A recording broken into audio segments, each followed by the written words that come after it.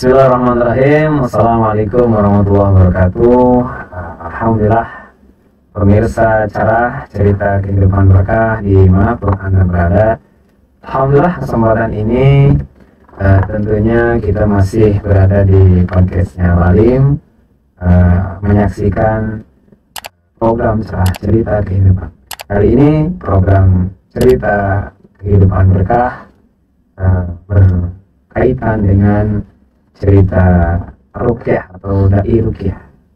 Tentu ini dialamin oleh seorang dai, ya.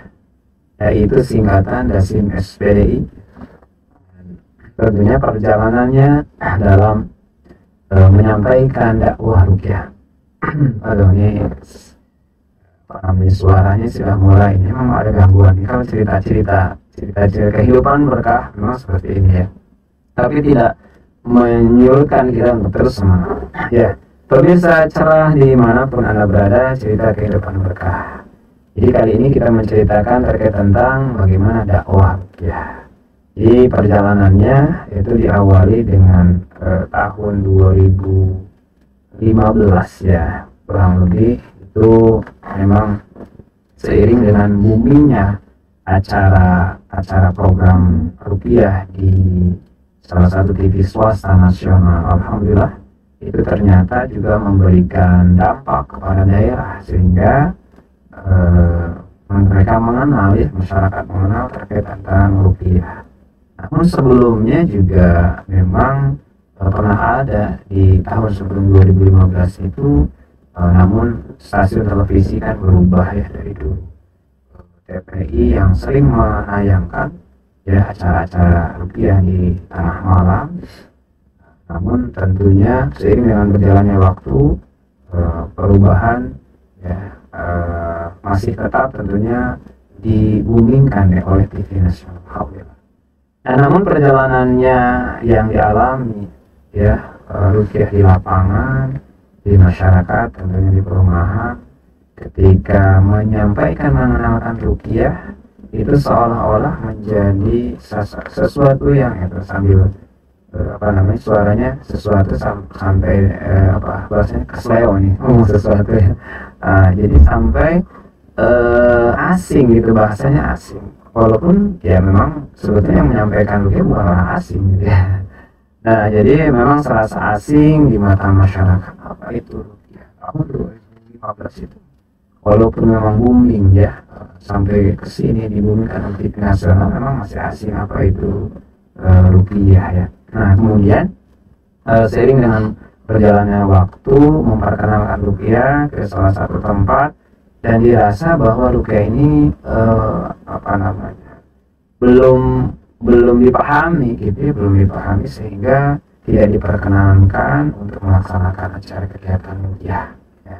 Namun hari ini beliau yang pernah mungkin melarang kita untuk ruqyah malah sekarang menjadi praktisi ruqyah. Masya Allah, ya. Itulah memang hidup ini ternyata berubah, ya.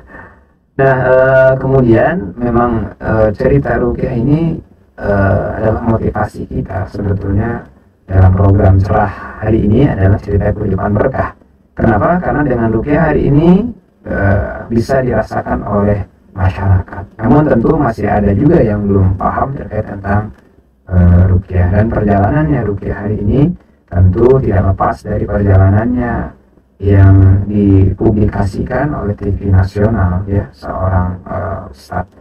Nah, insya Allah kesempatan ini juga masih kita lanjutkan tentunya, ya, cerita kehidupan berkah atau cara ini, dan bagaimana tentunya ruqyah ini bisa diterima oleh masyarakat, ya, dengan banyak sekali kendala dan kesulitannya.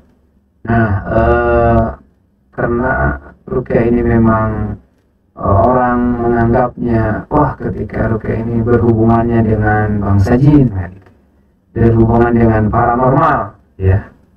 Kalau saya boleh berkomentar, bukan paranormal, para tidak normal. Masya Allah, maaf, ya. Itu di slide. Nah, artinya apa? Artinya sebetulnya hari ini kita ingin memberikan pencerahan dalam acara cerah ini, ya. Bagaimana sebetulnya ruqyah ini adalah bukan salah satu berbau yang ya bahasa yang simpelnya bukan gimana-gimana, tapi kita menceritakan terkait tentang bagaimana ruqyah ini adalah sebagai terapi Al-Quran, kesembuhan dengan Quran. Nah, singkat cerita, ketika 2015 ya mendatangi satu masjid, program-program ruqyah mengenalkan dari satu masjid ke masjid lain, kemudian sehingga ruqyah itu di daerah mulai diterima, alhamdulillah. Dan kita membranding untuk ruqyah ini adalah satunya mudah. Ya, ini yang harus dipahami bahwa cerita kehidupan berkah terkait dengan ruqyah ini adalah berkah, gitu ya, insya Allah. Jadi ruqyah ini adalah mudah. Kenapa mudah? Karena tentu bukan harus dilaksanakan oleh orang-orang yang punten mohon maaf ya, nun sewu ya bahasa Jawanya ya, nun sewu. Bukan harus punten puasa geni mati geni puasa muti dan yang lainnya, bukan. Tapi memang ini dengan istiqomahnya kita dalam dakwah ruqyah ini adalah dakwah tauhid, menyampaikan pesan-pesan ketauhidan. Karena insya Allah kalau seseorang sudah akidahnya kuat ya, maka dia kuat dalam menghadapi apapun ataupun gitu ya. Nah, perjalanan ruqyah ini sebenarnya yang dialami adalah kita ingin menyampaikan pesan kepada masyarakat itu bahwa ruqyah ini mudah, ruqyah ini mohon maaf ini walaupun branding marketing ya murah.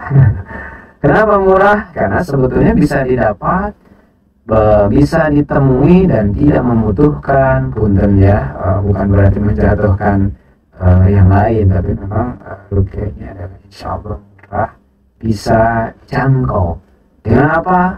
Dengan terbaiknya tentu berbeda-beda. Nah, 2015 kita mengawali perjalanan ke daerah ya, namun kalau di satu organisasi yang saya rasakan bahwa dimulai adalah miladnya itu ke 8 tahun. Jadi 2015 itu saya menyampaikan di daerah, tapi berdirinya organisasi ruqyah ini adalah 2012 berarti ya.